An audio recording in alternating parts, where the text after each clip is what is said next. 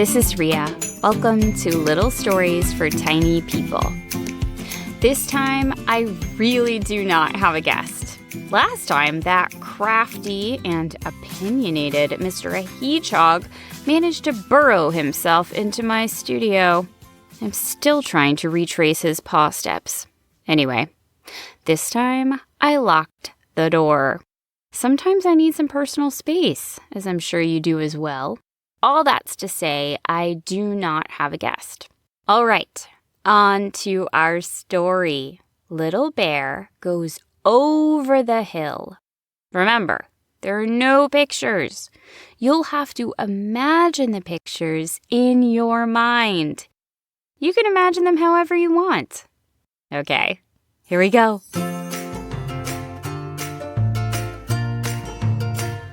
Little Bear was dreaming a nice dream, one that involved blueberries, when all of a sudden, inside his dream, someone was shouting at him.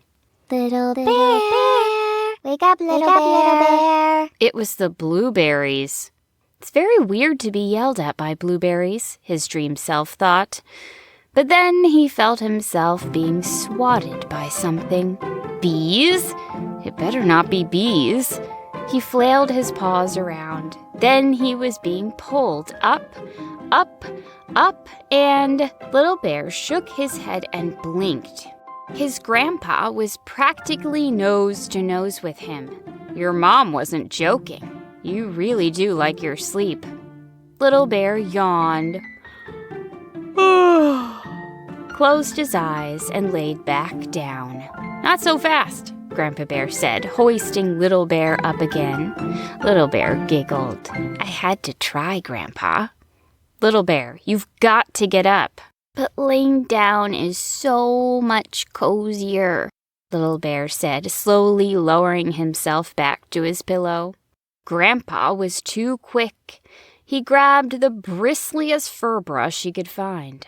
He knew Little Bear dreaded having his fur brushed, and he stuck the brush right on Little Bear's pillow.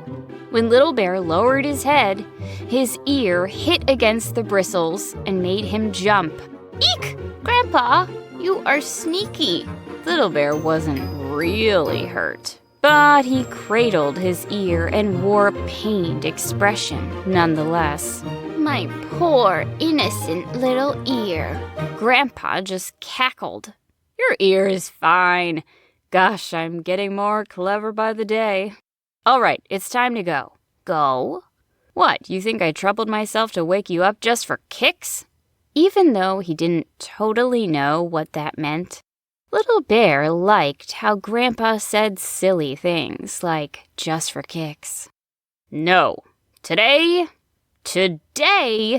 Grandpa was quite excited about whatever today was.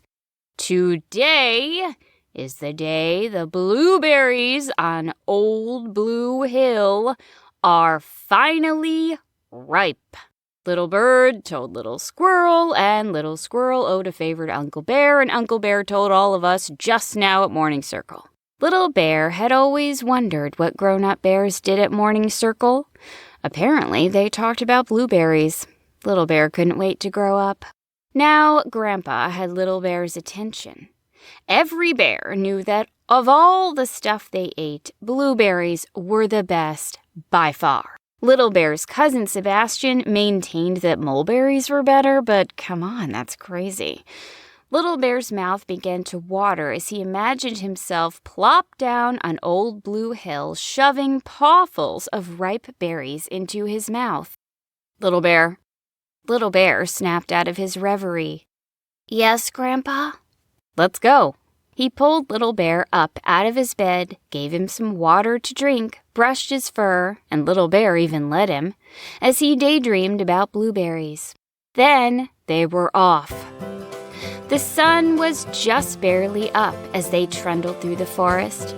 Squirrels and a couple of raccoons who'd stayed up too late skittered out of their path. A family of deer lifted their heads and watched, still and silent, as Little Bear and Grandpa ambled by. A trio of foxes ran right across the path in front of Little Bear and Grandpa, then disappeared into the trees. "I love the forest in the morning," Grandpa said. Soon they made it to the foot of Old Blue Hill. Old Blue Hill was more of a mountain, really. It was quite steep to climb and rocky at parts. But past the steep, rocky part, there was a long stretch of grassy meadow. And in that meadow, a treasure trove of blueberries awaited them. When they'd started out, they were alone, but now more and more bears were showing up. Big bears and little bears, many of whom Little Bear knew.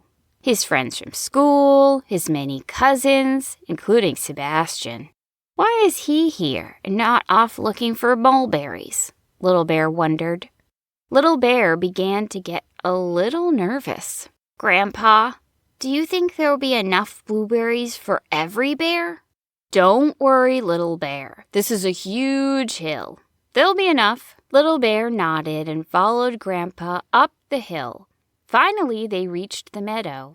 All the bears began to fan out in all directions, trying to find a nice patch of blueberries for themselves. "Come on, Little Bear. Let's keep going. There's a nice spot higher up." Little Bear followed Grandpa Bear as he climbed higher and higher. As he climbed, Little Bear gulped down some blueberries. Ooh, they were so good. The hill was positively covered in bears at this point. The sun was all the way up and the air was getting warm. The dew on the grass sparkled in the early morning light as they trudged upward. Finally, they reached a glorious patch of untouched blueberries. "Whoa," Little Bear said as he plopped himself down. Over the next few minutes, he and his grandpa munched on blueberries. Little Bear even tossed some in the air and caught them in his mouth. All was well. But then, Little Bear reached for more blueberries. He reached again. He pawed at the grass. He groaned. Every time he swiped, his paw came back the way it had been before. Empty. Little Bear looked up. Grandpa was also empty-pawed. By now, they'd been surrounded by other bears. Little Bear's tummy growled. "More berries, more berries," his tummy seemed to rumble. And equally as loud, Little Bear heard the voices of the blueberries, the ones from his dream. "You've eaten us all up. Yummy, yummy, yummy, yummy, yummy, yummy, tummy, tummy, tummy, tummy." "No," Little Bear murmured. "There must be more berries." Little Bear peered out over the hill. It seemed like every bit of grass was covered by a bear of one size or another, all of them munching, munching, munching. Little Bear didn't know where to turn. Grandpa sighed. "I suppose that's all there is." "All there is? Grandpa, my tummy wants more berries. It needs more berries. My tummy is telling my face to eat more blueberries." "I'm sorry, Little Bear. My tummy wants more berries, too." Little Bear's eyes wandered up to the top of the hill. "Grandpa?" Grandpa had already started ambling down the hill. "Grandpa, what about on the other side of the hill?" Grandpa stopped and looked back at Little Bear. "I don't know what's on the other side of the hill, Little Bear." "You've never gone?" "No." "Why, Grandpa?" "It's just the way it's always been. I don't know of any bears who've gone over Old Blue Hill." Grandpa turned back around and began shuffling down the hill. "But Grandpa, what if there are more berries? What if there are millions or billions or bajillions of berries just sitting there waiting for us?" Grandpa hesitated for a moment. All around them, bears had plopped down, finishing off the blueberries in their claimed patches. Little Bear thought he could almost hear Grandpa's tummy rumbling. A nearby bear was enthusiastically popping blueberries in his mouth, and he tossed one of them just a hair too high. It sailed through the air and landed right at Grandpa's foot. "Have it, Grandpa." "If you insist," Grandpa said, and popped it in his mouth. It tasted so good he closed his eyes to savor it. When his eyes were still shut, Little Bear sidled over. "Now, imagine that, but times 1,000,000,000. Grandpa's eyes snapped open. "Little Bear, we can't." "Why not? You don't even know what's on the other side of the hill." "Exactly, no bear does. And that's why it's not a good idea." "But what if—" "Little Bear, I can tell you're feeling frustrated. I'm a little frustrated by it too." "Then let's just go find out what's over there." Grandpa looked up at the top of the hill, then shook his head. "I'm sorry, Little Bear. Come on, let's go back to the den. Or maybe we'll stop by the water to catch a fish." Little Bear took one last long look at the hilltop, then turned and followed Grandpa back to their den.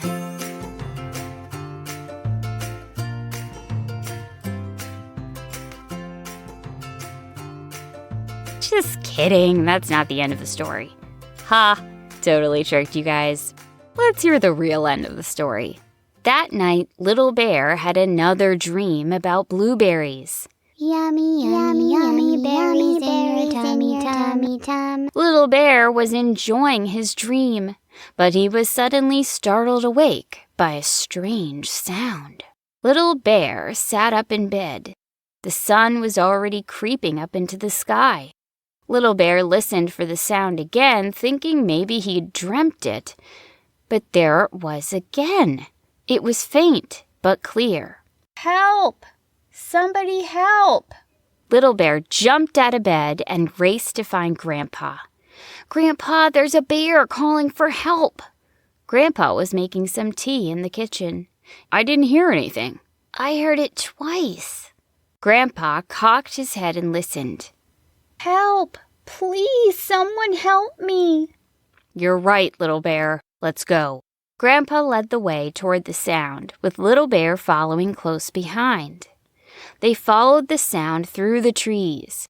Now that the sun was already up, they didn't see any nocturnal animals. A few deer were scattered about, and squirrels were busy doing whatever it is squirrels do. When they reached the foot of Old Blue Hill, they both stopped and listened again. "Help, please!" Little Bear and Grandpa looked up at Old Blue Hill. Yesterday, it had been blanketed in bears munching on blueberries. Today, with all the blueberries eaten, it was empty and silent. The call for help came again, and they looked at each other. "Grandpa, do you think it's coming from—" Grandpa nodded. "Yes, I do." Little Bear and Grandpa looked at each other, nodded, and started climbing. The cry for help got louder as they reached the crest of the hill. By now, the sun was high in the sky. It was a beautiful day. Grandpa hesitated as they took their last steps at the top of the hill. In a moment, they'd be able to see the other side. "Come on, Grandpa. We're together. It'll be okay. That bear needs our help." Grandpa nodded. They climbed another foot, and they finally had a view of the other side of Old Blue Hill. Both of them gasped. There were two things that caught Grandpa and Little Bear's attention as they gazed at the other side of the hill. One of them was at the other side of Old Blue Hill, was dotted, speckled, dappled, completely covered with blueberries. The other very attention-grabbing thing was that the other side of Old Blue Hill was dotted, speckled, dappled, completely covered with humans. Grandpa and Little Bear immediately ducked down so as not to be seen. The humans all seemed to be having a lovely time picking blueberries. Many of them carried buckets and pails. Some of them had tiny people strapped to their backs as they bent to the ground. One of them let out a big laugh. You're hilarious. None of them seemed to notice Sebastian, who was crouched near the top of the hillside, hiding behind some shrubbery. When Sebastian saw Little Bear and his grandpa, he waved his paws wildly. "Sebastian," Grandpa whispered as loud as he could while still whispering. "Are you okay?" "My paw is stuck in these prickles. I'm scared, and those humans almost came near me a couple times." "Don't worry, we'll get you out," Little Bear said. Grandpa looked around, worried. The pathway to Sebastian was wide open and in clear view of the humans. "Grandpa, let me go get him. I'm smaller than you. I'm less likely to be seen," Little Bear said. Grandpa frowned. "It's too dangerous." "Grandpa, you'll be right here if I need you. Please, I'm so much smaller than you. It's safer for me to go." Grandpa looked at Little Bear and thought back to when Little Bear was just a tiny cub. He was growing up so fast. Too fast. Grandpa sighed. "Okay, but be as quiet as a rabbit." "I'll be even quieter. I'll be as quiet as a ladybug." "That works too." Little Bear crouched low to the ground and padded down the hill toward Sebastian. He was almost there, just a few steps away, when he accidentally stepped on a loose rock and it slipped beneath his foot. The rock rolled, picking up speed down the hill. It stopped at the foot of a human who looked up and saw Little Bear. Little Bear quickly rushed over to Sebastian as the humans started shouting below them. "There is a bear! Bear! Ah!" "Go quick," Sebastian said. Little Bear carefully pulled the prickly briars away from Sebastian's paw. All the time they were both worrying that a human might come find them. Finally, after what felt like forever, Sebastian was able to pull his paw free. Without even stopping to look down the hill, they ran and ran and ran. They ran so blindly that they both knocked right into Grandpa. He tumbled over, laughing. "How are you laughing? Those humans almost got us," Sebastian wailed. "Oh yeah? Look." Grandpa pointed a paw down the hill. Little Bear and Sebastian peeked back the way they'd come. The hill was still covered in blueberries, but there were no humans. Every last one of them was gone. "As soon as they saw you, they ran away," Grandpa said, smiling. "Apparently, they're afraid of us." Huh. This was a stunning revelation. "Hey, Grandpa, now that the humans are all gone and the blueberries are just sitting there," Little Bear said, grinning. "Oh, all right. We can have some blueberries, but just this little patch right here," Grandpa said, pointing just a few feet down the hill from where they stood. "Yay!" Little Bear and Sebastian ran over, with Grandpa at their heels. As they filled up on berries, Little Bear had a thought. "Sebastian, why did you go to the other side of Old Blue Hill in the first place?" Sebastian looked sheepish. "Some bear told me there might be some mulberries over there." Little Bear and Grandpa just shook their heads and laughed. "You really are nuts," Little Bear said. "There is nothing better than blueberries."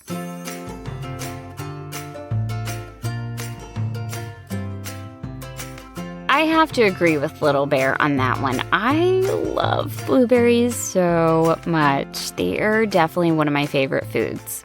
Well, I hope you all enjoyed this story. Special thanks today go out to some animals I met at the zoo. I recently went with my family to the zoo in DC, and I got some encouragement from some animals there. I know that sounds kind of weird, but it happened, so what can you say? First off, I want to thank some very friendly gorillas named Flannery, Phoebe, and Junia. They were very interested in hearing about the podcast and super supportive. And I just have to say thank you.